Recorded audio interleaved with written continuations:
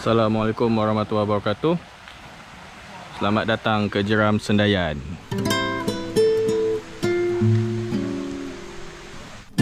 So untuk hari ini saya tidak melakukan pure ride. Saya tidak melakukan menunggang motosikal, tapi saya menumpang kawan bersama dengan Encik Khairul Azhar, dan di sana tu lah anak saya sendiri.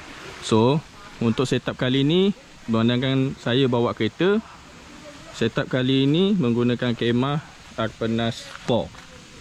So Arpenas 4, lepas tu dengan fly sheet pun sama, saiz apa ni, XL kot. Saiz XL saya rasa, Kochua.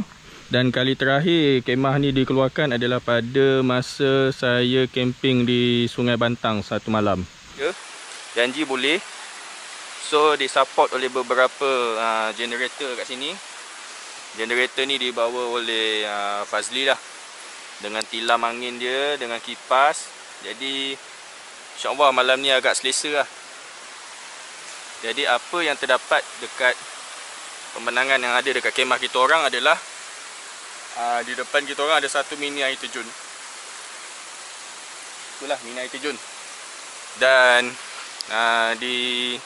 dikuasakan oleh generator, dan akan ada terang lah sikit untuk malam. So ini adalah kemah untuk kita orang bermalam, 3 orang je. Dan yang ini adalah macam tempat masak kecemasan kalau malam ni hujan. So apa-apa hal kita ada backup plan kat situ.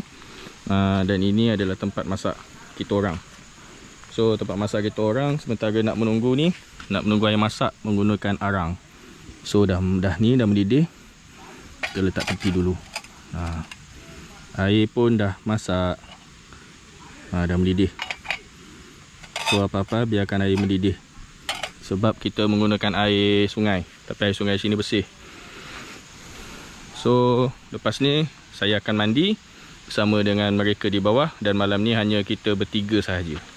Untuk satu kawasan campsite yang besar, hanya kita bertiga sahaja. So kira malam ni untuk hari ni adalah eksklusif untuk kita orang, okey?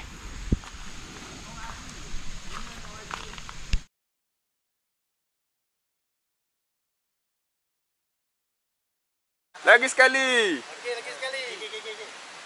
Selamat tinggal itu. Hashtag Mahera. Jumpa lagi.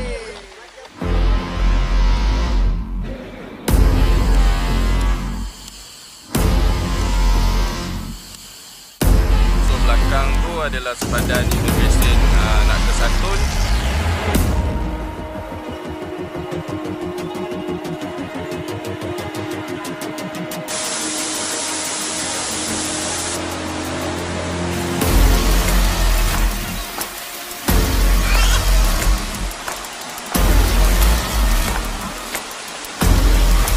So daripada tempat yang tiket luar tadi tu, kita kena berjalan lebih kurang dalam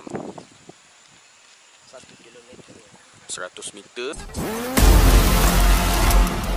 Satu orang dah bisa naik motai.